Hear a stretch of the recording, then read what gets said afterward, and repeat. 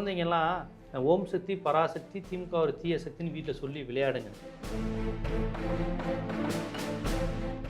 விஜய் எப்படிப்பட்ட தாக்கத்தை இந்த தேர்தலில் உண்டு பண்ணுவார்னு நீங்கள் நினைக்கிறீங்க?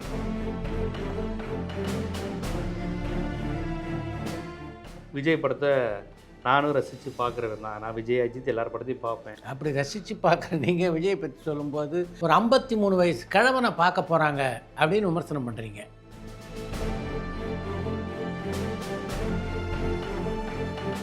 சீமானுடைய கொள்கையில் நான் மாறுபடுறேன். அவர் சொல்லக்கூடிய அந்த விஷயங்கள், பெரியார் எதிர்ப்பு, அவர் உருவாக்குற அந்த இல்லூஷன் வேர்ல்டு, கற்பனை கதைகள், அதெல்லாம் நான் கடுமையாக எதிர்க்கிறேன். ஆனால்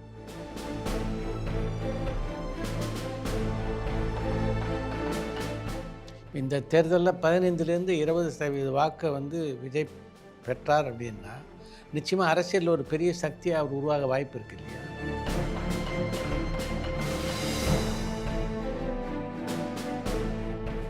உலகத்து வாலிபன் ரிலீஸ் ஆனால் நான் சேலை கட்டிக்கிறேன்னா சவால் விட்டாங்க.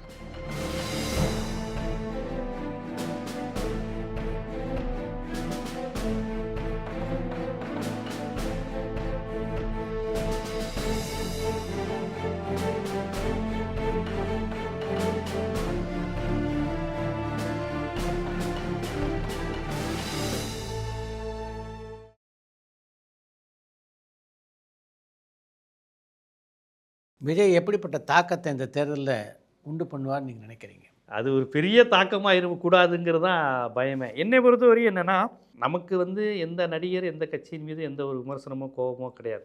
விஜய் படத்தை நானும் ரசித்து பார்க்குறவன் தான். நான் விஜய் அஜித் எல்லார் படத்தையும் பார்ப்பேன். அப்படி ரசித்து பார்க்குற நீங்கள் விஜய் பற்றி சொல்லும்போது ஒரு 53 வயசு கிழவனை பார்க்க போகிறாங்க அப்படின்னு விமர்சனம் பண்ணுறீங்க. ஆமாம், அதை நான் நேற்று கூட சொன்னேன் மாலை முரசில். இல்லை, 53 வயசு ஆனால் ஒருத்தர் அவரை பார்க்க போகக்கூடாதா? அப்போ எந்த வயசில் போனது உங்களுடைய கருத்து? அப்படி பார்த்தா எம்ஜிஆர் வரும்போதே 50 வயசு மேலே ஆகிட்டார். அதனால் நான் அந்த இடத்துல அவர் தோற்ற வயதுங்களா 53 வயது வரையும் இந்த தமிழ் சமூகத்துக்கு எதுவும் செய்யாத ஒருவரை பார்க்க என் குழந்தை செத்தா பரவாயில்ல விஜய் வாழ்ட்டுன்னு சொல்லக்கூடியது ஒரு அறியாமைங்கிறேன். மக்கள் ஒரு அந்த மக்களை பார்க்க எனக்கு ஒரு படிப்பு பகுத்தறிவு எதுவுமே இல்லாத கூட்டமாக இருக்காது. எம்ஜிஆரை பற்றியும் சொல்லுவாங்க, பொம்பளைங்களாம் எம்ஜிஆர் மேலே அப்படி ஆசையாக இருக்கிறாங்க, வீட்டிலேயே சண்டை வந்திருக்கலாம் சொல்லுவாங்க. எம்ஜிஆர் மாதிரி ஒரு புருஷன் வேணும். இப்படிலாம் போன அந்த ஜெயகாந்தன் கூட ஒரு நாள் சினிமாவுக்கு போன சித்தாலயத்துக்கு காரணம். ஆமாம், அதுவே விமர்சனம் ஆச்சு. எம்ஜிஆர் வெள்ளையாக இருக்காரு, எம்ஜிஆர் மின்னு இருக்கு, இப்படி இல்லாமல் ஒரு அரசியல்வாதி காமராஜர் கருப்பாக இருந்தார், அதுக்காக கெட்டவரா அவர்? அப்போ மக்கள் ஏன் இப்படி மோகத்தில் விழுகிறீங்க? சிவப்பாக இருக்காரு, அழகாக இருக்காரு, நடிகை, கவர்ச்சி, இது தப்பு அப்படிங்கிற விமர்சனங்கிறது எம்ஜிஆர் காலத்திலே அது வந்தது. ஆனால் அதை தாண்டி எம்ஜிஆர் நீ என்ன மதம் கேட்டப்போ நான் திராவிடம்னு சொன்னார். ஆர்எஸ்எஸ் அழித்தொழிக்கப்பட வேண்டிய அமைப்புன்னு சொன்னார். ஹிந்து மஞ்சுன்னு ஒரு அமைப்பு தமிழ்நாடு இல்லத்தில் எம்ஜிஆர் தாக்கு வந்தப்போ சொன்னார், என்னது இது இன்னும் இவ்வளோ மோசமான அமைப்பாக இருக்கே அப்படின்னு சொன்னார். எம்ஜிஆர் இருமொழி கொள்கை தான் என் கொள்கைன்னு உறுதியாக சொன்னார். இடஒதுக்கீட்டில் பிரச்சனை பண்ணார். அதுக்கப்புறம் அவர் பல்வேறு விஷயங்கள் எம்ஜிஆர்கிட்ட நம்ம வெறும் சினிமா நடிகர் மட்டும் பார்த்துட முடியாது. அவரையே விமர்சனம் பண்ணாங்க. மதுரைமுத்தலாம் விசில் அடித்தாங்க கொஞ்சம் எம்ஜிஆர் கூட்டம் அப்படிலாம் அவர் பேசினாங்க. அப்படி விமர்சனம் பண்ண மதுரைமுத்து தான் ஒரு காலகட்டத்தில் எம்ஜிஆரோடு போய் சேர்ந்தார். உடனே சேர்ந்துட்டார், கட்சியாக கொஞ்ச நாளில் சேர்ந்துட்டார். மதுரையில் சேலை கட்டிக்குன்னு சொன்னார்ல, உலகத்து வாலிபன் ரிலீஸ் ஆனால் நான் சேலை கட்டிக்கிறேன்னா சவால் விட்டாங்க. அதெல்லாம் ஒரு அநாகரிகமான வார்த்தை, அப்படி பேசக்கூடாது. சேலை கட்டுறதுன்னா கேவலமா? பெண்கள் நம்ம அம்மா அக்காலாம் கேவலமா சேலை கட்டுறவங்களாம்? இதெல்லாம் அரசியலில் வரக்கூடிய அநாகரிகமான விஷயங்கள், நம்ம அதை ஏற்றுக்கல. விஜய்க்கு வரக்கூடிய கூட்டமே எனக்கு ஆபத்தாக இருக்குது. எம்ஜிஆருக்கு வரக்கூடிய கூட்டம் அப்படி இல்லை. எம்ஜிஆர் பச்சை குத்திக்க சொன்னார், அதுக்கு அவ்வளோ எதிர்ப்பு வந்துச்சு. இதனால் ஒரு திராவிட இயக்கத்தில் பச்சை குத்திக்க சொல்கிறீங்கன்னா உங்களுக்கு எல்லோரும் அடிமையான டாக்டர் ஹண்டேலாம் எதிர்த்து பேசினார். பச்சை குத்திக்கவங்கன்னா ஏன்னா எங்கள் மேலே நம்பிக்கை இல்லையா அப்படிலாம் சொன்னாங்க. இன்னும் பல திமுககாரங்க கையில் ஏடுங்க கொடி இருக்கும், என்னன்னா எம்ஜிஆர் மாறி வந்துருப்பாங்க, அதுக்கு தான் பச்சை குத்திக்க சொன்னார். நிறைய பேர் எனக்கு தெரிஞ்சு பார்த்துருப்பேன், இன்னுங்க நீங்கள் டிஎம்கேக்காரனே அது தலைவர் 77 குத்த சொன்னார், குத்துனோம், அதுக்கப்புறம் நம்ம மாறி வந்துட்டோம் அப்படிம்பாங்க. பாவமாக இருக்கும். ஆனால் இன்னும் பச்சை குத்துனது தான். இந்த மாதிரிலாம் இருக்குது. இதையே விமர்சனமாக பார்த்தாங்க. என்னங்க பார்த்தீங்களா ஒரு நடிகர் எப்படி பண்ணுறாரு பாருங்க அப்படின்னாங்க. ஸோ இப்போ விஜய்கிட்ட அதை விட ஒரு ரொம்ப மோசமான, அதாவது அவருடைய அரசியல் குணம்னு ஒன்று இருக்குது. பொலிட்டிக்கல் அனிமல் கிடையாது அவர். சீமான் பொலிட்டிக்கல் அனிமல். சீமானுடைய கொள்கையில் நான் மாறுபடுறேன். அவர் சொல்லக்கூடிய அந்த விஷயங்கள், பெரியார் எதிர்ப்பு, அவர் உருவாக்குற அந்த இல்லூஷன் வேர்ல்டு, கற்பனை கதைகள், அதெல்லாம் நான் கடுமையாக எதிர்க்கிறேன். ஆனால் ஒரு மனுஷன் காலையில் எழுந்திரிச்சிலேருந்து அரசியல் பேசுகிறார். விஜய்க்கு என்ன பேசுகிறார், என்ன அரசியல் இதுவரையும் பேசியிருக்கார்? அப்பப்போ திமுக ஒரு தீய சக்தி, குழந்தைங்கள்லாம் ஓம் சக்தி பராசக்தி திமுக ஒரு தீய சக்தின்னு வீட்டில் சொல்லி விளையாடுங்க, பசங்க சொல்லி விளையாடுறாங்க. விஜய் சொல்லிட்டாரு. இப்படியே அரசியல் செய்வது? இப்போ 8 வயசு குழந்தை 10 வயசு குழந்தை உங்கள் அம்மாட்ட டிவி கேட்க ஓட்டு போட சொல்லுங்கிறது அவர்கிட்ட ஒரு ஆரோக்கியமான பேட்டர்ன் இல்லைங்கிறேன் நான். அதனால தான் கடுமையாக விமர்சிக்கிறேன். என்ன அரசியல் நீங்கள் பேசுகிறீங்க? அது ரொம்ப ஆபத்து. ரஜினி வரும்போது ஒரு பிஜேபி பின்னணின்னு சொன்னாங்க. அவர் கிட்டத்தட்ட அப்படி தான் தெரிஞ்சுச்சு ஆன்மீக அரசியல்னு சொல்லி அது எடுபடலைன்னோட அவர் விட்டுட்டார். விஜய் வந்து கொள்கை தலைவர் பெரியாருங்கிறாரு, அப்புறம் ஜெயலலிதா படத்தை வச்சுக்கிட்டு செங்கோட்டையன் வராரு. என்ன அந்த கட்சியை யார் வேணாலும் எப்படி வேணாலும் போய்க்கலாம் அப்படிங்கிற மாதிரி இருக்குது. எந்த அடிப்படையில் டிவிக்கே நம்புறது? ஊழல் ஒழிப்பா? ஊழல் ஒழிப்புக்கு என்ன முன்னுதாரணம் இருக்குது அவங்ககிட்ட? அவருடைய பட பிரச்சனைக்கே கருத்து சொல்ல மாட்டேங்கிறாருங்க. வேற ஒன்றும் இல்லைங்க. தக் லைஃப்ங்கிற ஒரு படம் கர்நாடகாவில் பிரச்சனையாச்சு. என்ன சொல்லி பிரச்சனையாச்சு? சினிமா பிரச்சனை. அவர் என்ன சொல்கிறாரு, தமிழிலிருந்து வந்தது கன்னடம் கமலஹாசன் சொன்னார். உண்மை தானே? இதில் என்ன? அதில் கன்னடத்தை அவமானப்படுத்தலையே கமலஹாசன். ஏய் உங்கள் கன்னடத்தோட எங்கள் தமிழ் தான் அப்படி சொல்லலையே. நம்மலாம் சகோதர மொழிகள், எங்களிடமிருந்து நம் தமிழிலிருந்து வந்த என் அண்ணன் மொழி தம்பி மொழின்னு பெருமையாக பேசினார். உடனே இந்த வல்டான் நாகராஜ் மாதிரி ஆட்கள்லாம், அதுவும் வல்டான் நாகராஜுக்கு சினிமாக்காரங்களை அவங்களுக்கிறதே வேலை, அடித்து இந்த கமல் ஏதோ கன்னடத்துக்கு எதிராக பேசிட்டாரு அப்படி இப்படின்னாங்க. விஜய் ஒரு வார்த்தை சொல்லலை. எத்தனை பேர் குரல் கொடுத்தாங்க? விஜய் விட்டுருங்க, எத்தனை பேர் குரல் கொடுத்தாங்க? இல்லையே திராவிட பல பேர் அமைதியாக இருந்தாங்க அப்படின்னு தான். விஜய் வந்து அது குரல் கொடுத்துருக்கணுமா இல்லையா? தன்னுடைய துறையை சேர்ந்த ஒரு அண்ணன் கமலஹாசன் சினிமாவில் ஒரு முன்னோடி அரசியல்வாதியெல்லாம் தாண்டி, நீங்கள் சின்ன பையனாக இருக்கும்போது வந்து அவ்வளோ பெரிய நடிகர் அவர். நீங்கள் பொடுசாக இருக்கும்போதே அவர் வந்து உலக இப்போ சூப்பர் ஆக்டர் கமலஹாசன்மா. அவ்வளோ பெரிய ஒரு மேபி அவங்க அப்பா படத்தில் வேணால் கமல் நடிக்காமல் இருந்திருக்கலாம். ஆனால் எஸ்ஏசி கமல் காம்பினேஷன் வந்ததில்லைன்னு நினைக்கிறேன். அவர் விஜயகாந்த் ரஜினிகாந்த் வச்சு எடுத்திருக்காரு, எடுக்கல. இருந்தாலுமே பெரிய ஆள் இல்லை அவர். என் தம்பின்னு சொல்கிறாருல உங்களை, என் தம்பி விஜய்ங்கிறாரு. அவர் வயசுக்கு உங்களை அரவணைக்கிறாரு. அப்பேற்பட்ட மனிதருக்கு ஒரு பிரச்சனை வருது. ஃபஸ்ட்டு அரசியலாகவும் தமிழுக்குன்னு குரல் கொடுத்துருக்கணும். நீங்கள் எங்கள் சினிஃபீல்டுன்னு குரல் கொடுத்துருக்கணும். அதுக்கும் குரல் கொடுக்கல. ஜனநாயகன் படம் அதுக்கு எல்லாருமே குரல் கொடுக்குறாங்க, இவர் பேசலை. இவர் எந்த அடிப்படையில் நம்புவீங்க? ஒரு அதிகாரத்தை நோக்கி குரல் எழுப்புவதாங்க எனக்கு கதாநாயகனாக இருக்க முடியும். சினிமாவில் மட்டும் தானே அப்படி எழுப்புறாங்க. ஜெயலலிதா அம்மையார் காலகட்டத்தில் மன்மோகன் சிங்கை போட்டு பாடாப்படுத்திட்டாங்க. நீங்கள் எப்படி காமன்வெல்த்தில் கலந்துக்கலாம், நீங்கள் எங்கள் தமிழ்நாட்டுக்கு மண்ணெண்ணை தரலை. ஏங்க வாஜ்பாயை அளவிட்டாங்களேங்க. 13 மாதம் வாஜ்பாயை தூங்க விடலை. வாஜ்பாய் சொன்னார், என் ஆட்சி போயிடுச்சு, நான் நிம்மதியாக தூங்குவேன்னார். காரணம் ஜெயலலிதாவால். முடியவே முடியாதுன்ட்டாங்க. ஒரு ஜார்ஜ் பெர்னாண்டஸ், யஸ்வந்த் சிங்கா, எத்தனை பேர் பாயஸ் வரதுக்கு வந்துட்டாங்க. இதுதாங்க ஆளுமை. டெல்லியை மிரட்டுறது தாங்க இது.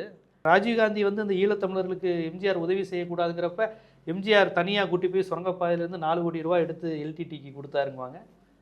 இதுதாங்க ஆளுமை. பரவாயில்ல, ராஜீவ்காந்தி கொடுக்க என் சொந்த காசில் கொடுக்குறேன், கொடுத்தாரு பாருங்க. இதெல்லாம் நமக்கு இவங்கெல்லாம் நடிகர்கள் தான். ஆனால் இது எம்ஜிஆருடைய இந்த செயலை நம்ம எப்படி பார்க்க முடியும்? பிரபாகரன் சொன்னார், பெரிய தலைவர்னார். தமிழீழ தலைவர் பிரபாகரன்னாங்க. பிரபாகரன் என்னுடைய தலைவர் எம்ஜிஆர்னார். எம்ஜிஆர் நினச்சிருந்தா தமிழீழத்தை வாங்கி தந்திருக்கலாம். அழுதார் 87. பிரபாகரன் ஈழத்தில் எத்தனையோ பேர் அழுதாங்க. இப்படியான ரோல் என்ன விஜய்கிட்ட இருந்திருக்கு?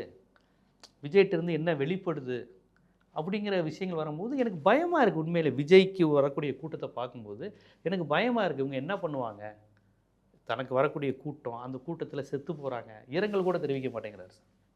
எம்ஜிஆர் அப்படி இருப்பாரா? தான் கூட்டத்தில் வந்து ஒருத்தன் மயங்கி விழுந்தா கூட பதறிக்கிட்டு என்னன்னு பார்க்க சொல்லுவாங்க. இல்லை, இதையெல்லாம் தாண்டி அவர் மேலே ஒரு மிகப்பெரிய ஈர்ப்பு இருக்குது. அதுதான் நான் ஆபத்தாக இருக்குங்கிறேன் நான். அந்த ஈர்ப்பில் ஏதாவது அந்த ஈர்ப்பு எப்படிப்பட்ட பாதிப்பை ஏற்படுத்த போகுது அப்படின்னு நீங்கள் நினைக்கிறீங்க? ஒரு சார் அரசியல் பாதிக்கிறாங்க. திமுக அதிமுக வேணான்னு சொல்லக்கூடிய கூட்டம் தமிழ்நாட்டில் ஒரு 13-15% இருக்குது. எப்போவுமே மூப்பனார் 89 தனியாக நின்று 21% ஓட்டை வாங்கினார்.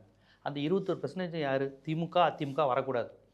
அப்போ அப்படி ஒரு கூட்டம் இருக்குது. காமராஜருடைய தோற்று போன ஓட்டு இருக்குல்ல 67, அவர் தோற்று போனப்போ காமராஜர் சும்மா தோற்று போகல. அப்பயே அந்த காங்கிரஸ் கட்சி 35% 40% ஓட்டு வாங்குச்சு. தோற்று போன கட்சியே அவ்வளோ வாங்குச்சு. அப்போ இந்த 35-40% யார்? திமுக எதிர்ப்பு ஓட்டு. 71லையும் அந்த ஓட்டு இருந்தது காமராஜர் இதுன்னு. 77 தனிச்சு நிற்கிது ஸ்தாபன காங்கிரஸ் மூப்பனார் தலைமையில். அப்பயும் ஒரு 21% வாங்குறாங்க. அப்போ திமுக வேணான்னு சொல்லக்கூடிய ஓட்டு சுதந்திரா கட்சி ஓட்டு. ராஜாஜி உருவாக்கின சுதந்திரா கட்சிக்காரங்களுக்கு திமுக எதிர்ப்பு இருக்கும். இவங்க ஸ்தாபன காங்கிரஸ், ஜனசங்கம், இந்த ஓட்டும் தமிழ்நாட்டில் இருக்குது. அந்த ஓட்டெல்லாம் என்ன ஆகிருக்குன்னா கொஞ்சம் அப்படியே ஏடிஎம்கே பக்கம் போயிடுச்சு. எம்ஜிஆர் ஆரம்பிச்சு கொஞ்சம் ஜனதா ஜனசங்கம்னு பிஜேபி அந்த மாதிரி இதில் காங்கிரஸோட இந்திரா காங்கிரஸோட சேர்ந்து அந்த கூட்டம் இருக்குது. அவங்க யாருக்குமே கலைஞரை பிடிக்காது, திமுக பிடிக்காது. அந்த ஓட்டு ஒவ்வொரு முறையும் இவங்க 2 பேருக்கும் ஆல்டர்னேட்டிவாக யாராவது வந்துட மாட்டாங்களா அப்படின்னு எதிர்பார்த்துட்டு இருக்கிறாங்க. அது விஜயகாந்துக்கும் கொஞ்சம் போச்சு, மூப்பனாருக்கும் போச்சு, அன்புமணிக்கிட்டையும் கொஞ்சம் குரூப் விரும்புச்சு. ஆனால் அன்புமணியே ஒரு சாதி வட்டத்துக்குள்ளே இருக்கிறனால கிடையாது. விஜயோட ப்ளஸ்ஸு சாதி கிடையாது. அவர் என்ன சாதின்னு யாரும் பார்க்குறதில்ல, எல்லாரும் ஆதரிப்பாங்க. அதே போல் வேறு யார் இவங்க கமலஹாசனுக்கும் அந்த ஓட்டு, கமலஹாசனுக்கு வந்த ஓட்டுலாம் திராவிட எதிர்ப்பு ஓட்டு தான். அவர் திமுகவுக்கு எதிராக தானே இது பண்ணார். அதனால் அவருக்கும் திமுக எதிர்ப்பு ஓட்டு உண்டு. இப்போ விஜய் வந்திருக்கிறப்ப விஜயோட ப்ளஸ் என்னென்னா, கமலஹாசனோட விஜய்க்கு ரசிகர்கள் அதிகம். விஜய்க்கு ஜாதி கிடையாது, அன்புமணி மாதிரி. சீமானுக்கும் அந்த ஓட்டு விழுந்துச்சு. சீமானுடைய பிரச்சனை என்னென்னா, அவர் அந்த தமிழ் தேசியம், தமிழ்நாடு, ஈழம்னு பேசுறதுனால அது பிடிக்காதவங்க சீமானுக்கு ஓட்டு போட மாட்டாங்க. ஏன்னா அந்த அரசியலுங்கிறது கிட்டத்தட்ட திராவிட அரசியல் தான், தனி தமிழ்நாடு, தனி ஈழம்னு. ஸோ திராவிடத்தை பிடிக்காதவன் தான் திமுகவுக்கு எதிராக ஓட்டு போடுறான். சீமானும் அதே கருத்து பேசுகிறப்ப அந்த குரூப்பு ஓட்டு போட மாட்டாங்க. விஜயோட ப்ளஸ் என்னென்னா, விஜய்க்கு எந்த அடையாளமும் கிடையாது. அதனால் கலைஞர் எதிர்ப்பு உள்ளவங்க, திமுக எதிர்ப்பு உள்ளவங்க, 2 திராவிட கட்சி எதிர்ப்பு உள்ளவங்க, இப்படி ஒரு குரூப்பு 13-15% இருக்குது. அந்த ஓட்டு விழும். சீமானோட ஓட்டில் பாதிக்கு மேலே குறையும். சீமானுக்கு ஓட்டு போட்டவங்க கொஞ்சம் குறைப்பாங்க. கமலஹாசனுக்கு ஓட்டு போட்டாங்க பாருங்கள், அவங்களுக்கு ஓட்டு போடுவாங்க. ஏன்னா இப்போ அவர் திமுகவோட சேர்ந்ததுனால அந்த குரூப் ஓட்டு போட மாட்டாங்க. அவர் திமுக திட்டினால தான் அந்த குரூப் ஓட்டு போட்டாங்க. ஸோ இந்த மாதிரி விஷயங்கள் ஓட்டு விழுமே ஒழிய, ஒரு ப்ராப்பராக ஒரு அரசியல் கட்சியில் இருந்து செயல்படணும்னு நினைக்கக்கூடியவங்க ஓட்டு போட மாட்டாங்க. ரசிகர்கள் எந்த அரசியல் உணர்வும் இதுவரை இல்லாதவர்கள், திமுக வேணான்னு நினைக்கக்கூடியவங்க, இந்த நோட்டோக்கு ஓட்டு போட்டவங்க, இந்த ஓட்டெல்லாம் விழும். அது எப்போவுமே தமிழ்நாட்டில் இருக்குது சார். 13-15% திமுக வேணான்னு சொல்லக்கூடிய ஒரு ஓட் பர்சன்டேஜ் என்றைக்குமே ஒவ்வொரு தேர்தலையும் இருக்குது. 15%. அந்த ஓட்டில் கணிசமான ஓட்டை விஜய் வாங்குவார். அப்படி தான் நான் பார்க்குறேன். அந்த ஓட்டை ஆல்ரெடி சீமான் வாங்கிட்டு இருக்காரு. அவர்கிட்ட கொஞ்சம் பிரிப்பார் அவர். அப்புறம் அது போக திமுக குடும்பங்களில் இந்த சின்ன பசங்க, இந்த இளைஞர்கள் கொஞ்சம் ஆர்வமாக அந்த ஓட்டும் கொஞ்சம் விழும். ஆனால் அது பெரிய தாக்கத்தை ஏற்படுத்தாதுன்னு நினைக்கிறேன். அது அப்படியே ஒட்டச்சிக்கிட்டு திமுக ஒட்டச்சிட்டுலாம் இதாகாதுன்னு நினைக்கிறேன். ஏடிஎம்கேக்கு கொஞ்சம் இழப்பு. ஏன்னா அவர் திமுகவை தானே திட்டுறாரு. அவர் திமுகவை திட்டுறவேன்னா ஏடிஎம்கேக்கு தான் ஓட்டு போடணும். இவர் அதிமுக பலவீனமாக இருக்கிற இந்த சூழலுங்கிறது விஜய் கொஞ்சம் ப்ளஸ் அமையும். அப்படி தான் நான் பார்க்குறேன் ஒழிய பெரிய இதை தாண்டி ஒரு ஃபேக்டரை ஏற்படுத்தாது அப்படின்னு தான் நான் பார்க்குறேன். இப்போ இந்த தேர்தலில் 15-20% வாக்கை விஜய் பெற்றார் அப்படின்னா நிச்சயமாக அரசியலில் ஒரு பெரிய சக்தியாக அவர் உருவாக வாய்ப்பு இருக்குது இல்லையா? 15-20 விழுக்காடு வாங்கினா தவிர்க்க முடியாத சக்தி தான். ஏன்னா விஜயகாந்த் 9%, 8.5% 9%. அதை தாண்டி அவர் வாங்குவார் அப்படின்ட்டு தான் இன்றைக்கு அரசியல் நோக்கம் அது சொல்கிறாங்க, தொடர்ச்சியாக அதை பதிவு செய்கிறாங்க. அது பாப்பா வந்ததுக்கப்புறம் தான் தெரியும். 20 விழுக்காடு வாங்கிட்டா பெரிய விஷயம்தான். அது பெரிய ஆபத்து அதிமுக.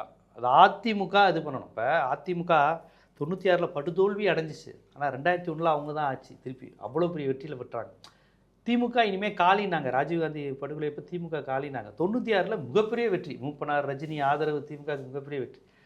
இப்போ விஜய்னு ஒரு கட்சி 20% வாங்கிட்டா அதிமுக அந்த இடத்துல காலியாயிரும். தமிழ்நாட்டில் டிஎம்கே ஏடிஎம்கேங்கிற அந்த இதில் ஒரு காலியாயிரும். இது வருது. அதிமுக பொறுத்த வரைக்கும் அவங்களுக்கு ஒரு 28-30% வாக்கு வங்கி இருக்கே பர்மனெண்ட்டாக. இவர் 20 வாங்கினா கண்டிப்பாக அதில் கணிசமாக அங்கே போகும் சார். திமுகவை விரும்பக்கூடியவங்க ஒருத்தர் கூட விஜய்க்கு ஓட்டு போட மாட்டாங்க சார். திமுக விரும்பக்கூடியவங்க திமுக தானே கடுமையாக எதிர்க்கிறார். திமுக மற்றும் ஒரு கம்யூனிஸ்ட்டு, ஆன்டி பிஜேபி, அதில் விகரஸாக இருக்கிறவங்க யாருமே விஜய்க்கு ஓட்டு போட மாட்டாங்க. இவருக்கு ஓட்டு போடுறவங்கெல்லாம் பிஜேபியும் திமுகவும் ஒன்று தானே. இல்லை, இதில் ஒரு விஷயம் நீங்கள் பார்க்கணும். சரியாக நீங்கள் உணர்ந்தீங்களா எனக்கு தெரியல. திராவிட முன்னேற்ற கழகத்தில் இருக்க இளைஞர்கள் இருக்காங்கல்ல, அவங்களில் பெரும்பாலானவர் விஜய் ஆதரிக்கிறவங்களாக இருக்காங்க. அதிலேயே திராவிட முன்னேற்ற கழகம், அதாவது ஃபேமிலியே திராவிட முன்னேற்ற கழகமாக இருக்குது. ஆனால் அந்த வீட்டில் இருக்க பசங்க இருக்காங்கல்ல, அவங்க அப்பா அம்மாவையே விஜய் பக்கம் இழுக்கிற ஒரு சூழ்நிலை இருக்குது. இல்லை, அதைத்தான் விஜயே தூண்டி விடுறாரு. நீங்கள் உங்கள் அம்மா அப்பா கிட்ட சொல்லுங்கள் அந்த மாதிரின்னு. இல்லை, ஒரு ப்ராப்பரான திமுக குடும்பத்தில் இருக்கிறவங்க பையன் பொண்ணை அப்படி போக விட மாட்டாங்க. ரொம்ப ஒரு ஆர்வக்கோளாராக சினிமா ரசிகராக இருக்குது. கொஞ்சம் அதான் சொன்னேனே, அது கொஞ்சம் எல்லா கட்சியிலேருந்தும் போகணும்னு வச்சுக்கோங்களேன். விஜயாந்த் கட்சியிலேருந்து போகும், பாமகலேருந்து நிறையா போகுதுங்கிறாங்க. ஏன்னா ரொம்ப சிம்பிள், கட்சி பலவீனமாகுது பாமக. அப்போ நம்ம ஒரு புதிய தலைமை நோக்கி போவோம்னு வன்னியர்கள் நிறையா போகிறதாலாம் சொல்கிறாங்க. ஆனால் சார், எலெக்ஷன் டயத்தில் இன்னும் சில விஷயங்கள் உண்டு. பிம்பம்னு ஒரு கான்செப்ட் உண்டு. எலெக்ஷன் பூத்துக்கு போனதுக்கப்புறம் யார் கேண்டிடேட்டு, சின்னத்துக்கான வேல்யூ, இதெல்லாம் உண்டு. கோகுல இந்திராவும் டாக்டர் எழிலனும் இந்த பக்கம் நிற்கிறாங்க. விசில் சின்னத்தில் யாரோ ஒரு மகேஷும் கோபும் நிற்கிறாருங்கிறப்ப இதெல்லாம் ஒரு பெரிய ஃபேக்டரை ஏற்படுத்தும். டக்குன்னெலாம் அப்படி குத்திட மாட்டாங்க. கோகுல இந்திரா ஒரு முகம், டாக்டர் எழிலன் ஒரு முகம்னு பார்ப்பாங்க. சிவி சண்முகம், துரைமுருகன், தங்கத்தமிழ் செல்வன், ஒரு பெரிய பிம்பம் இருக்குல்ல, அதுக்கு ஒரு ஃபேக்டர் இருக்குது எலெக்ஷன் டயத்தில். அது மட்டும் இல்லாமல் தேர்தல் செலவுன்னு ஒன்று இருக்குது சார். அதெல்லாம் நிறைய விஷயங்கள் ப்ராசஸ் இருக்குது. தேர்தல் ஒர்க்குன்னு ஒன்று இருக்குது. எம்ஜிஆர் கட்சி ஆரம்பித்தப்போ இதை தான் நான் சொன்னேன், அவருக்கு ஒர்க் பண்ண தெரியும். ஏன்னா திமுகவுக்கு 2 வருஷத்துக்கு முன்னாடி வேலை பார்த்தவன் தான் அதிமுகவுக்கு வேலை பார்த்தான். ஆமாம், எலெக்ஷன் ஒர்க்குன்னா என்னன்னு தெரியும். உலக சுற்று வாலிபன் வந்து அந்த நமது வெற்றியை நாளை சரித்திரம் சொல்லும் அப்படின்னு பாட்டை போட்டுட்டு ஒர்க் பண்ணதே போன மாதம் திமுக கூடி, இந்த மாதம் அதிமுக கூடி, திண்டுக்கல் இடைத்தேர்தல் மிகப்பெரிய வெற்றி. அதனால் அந்த பேட்டர்ன்லாம் இந்த ரசிகர்களுக்கு உண்டுமாங்கிறது ஒரு கேள்வி இருக்குல்ல. அந்த ஒர்க் பேட்டர்னுங்கிறது மிக பெரிய விஷயம். இதெல்லாம் விஜய்க்கு தெரியாதுன்னு நினைக்கிறீங்களா? விஜய்க்கு தெரியுதோ தெரியலையோ, அவர் வந்து நான் நிற்கிறேங்கிறாரு எனக்கு தெரிஞ்சு, அவ்வளவுதான். அது ஆனால் இதெல்லாம் ரொம்ப முக்கியம். இப்போ ஜெயலலிதா வந்து தொடங்கும்போது ஜெயலலிதா வந்து எலெக்ஷன் பிரச்சாரத்துக்கு வராமலே ஜெயிச்சிருக்கிறாங்க. எப்போ சிஎம்ஆருக்கு முன்னாடியே மதுரை மேற்கு மருங்காப்பூரில் திருநாவுக்கரசும் சாத்தூர் ராமச்சந்திரன் போன்றவங்க அந்த ஜேஎன்இ ஜானிஷுலாம் போராடி ஜெயித்தாங்க. வாழைப்பழ சின்னத்துக்கு பிரச்சாரம் செஞ்சு ஒருத்தரை ஜெயிக்க வச்சுருக்கிறாங்க, புவனகிரியில் அருள்னு ஒருத்தரை. சட்டப்படி இவங்க போட்டியிட முடியாத நிலை 2001 4 தொகுதின்னு 4 தொகுதியும் ஜெயித்தாங்க. புவனகிரி, கிருஷ்ணகிரி, பர்கூர், ஆண்டிப்பட்டி. இப்படியெல்லாம் இவங்களுக்கு ஒரு வரலாறு உண்டு. எலெக்ஷனுங்கிறது பல வித்தைகளை நிகழ்த்தும். எம்ஜிஆரே 86 உள்ளாட்சி தேர்தலில் படுதோல்வி, ஒன்றுமே இல்லாமல் போயிட்டார். திமுக தான் எல்லா இடத்துலையும் ஜெயிச்சிச்சு. அடுத்த ஒரு வருஷத்தில் செத்துட்டார் எம்ஜிஆர். இப்படியான சூழல்லாம் இருந்தது. எம்ஜிஆரே ஆட்சிக்கு வந்து 2 வருஷத்தில் மக்களவை தேர்தலில் டோட்டல் வாஷ் அவுட்டு. தமிழ்நாட்டை பொறுத்த வரைக்கும் மக்களவை தேர்தலில் வந்து அவங்க ஓட்டளிக்கிற முறை வேறு, சட்டசபை தேர்தலில் வேறு வாக்களிக்கிற முறை வேறு. அவங்கள பொறுத்த வரைக்கும் சென்ட்ரலில் வந்து யார் இருக்கணும், ஸ்டேபிளாக இருக்கணும் அப்படின்னு தான் வாக்களிப்பாங்களே தவிர இங்கே வந்து திராவிட கட்சிகளுக்கு ஆதரவு மட்டும் வரமாட்டாங்க அவங்க. இல்லை, அதை தான் சொல்கிறேன்.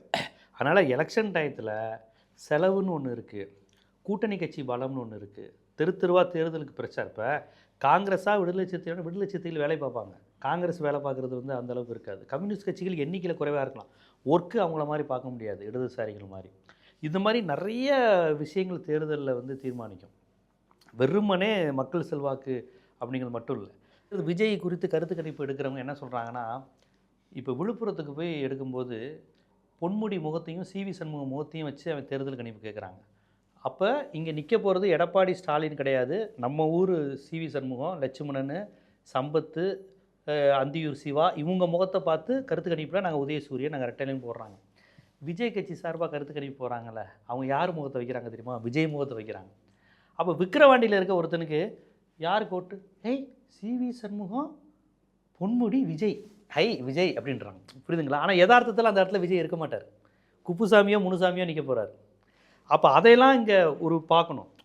நீங்கள் இப்படி காமிச்சிங்கன்னா இப்போ ஒரு 8th ஸ்டாண்டர்ட் பையனுக்கே விஜய் தான் போடுவான், பொன்முடிக்கு போட மாட்டான். நம்ம விமர்சனத்துக்காக வேணால் நீங்கள் இப்படி சொல்லலாமே தவிர விஜயனுடைய கட்சி சின்னம் விசில் அப்படின்றது தமிழக மக்கள் மத்தியில் இப்போ ஊற தொடங்கிடுச்சு. அப்படி இருக்கும்போது அந்த விசிலில் வந்து விஜயை பார்ப்பான். விசிலில் விஜயை பார்ப்பான்னா நிச்சயமாக ஓட்டு வர வாய்ப்பு இருக்குது இல்லையா?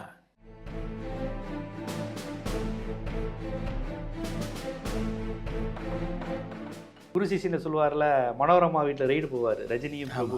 அப்போ சொல்லுவார்,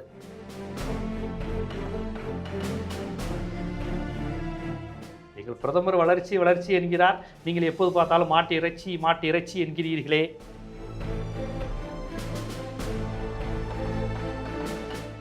விஜய் மட்டும் கொஞ்சம் விட்டு கொடுத்து அதிமுகவோட தன்னை இணைத்து கொண்டிருந்தால் நிச்சயமாக அவர் ஆட்சியை பிடிச்சிருக்க வாய்ப்பு இருக்குது அப்படின்னு ஒரு கருத்து இருக்குது.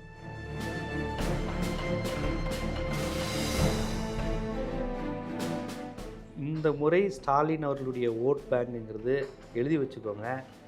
எம்ஜிஆருக்கு கிடைத்து வந்த பெண்கள் ஓட்டு, ஜெயலலிதாவுக்கு கிடைத்து வந்த பெண்கள் ஓட்டு,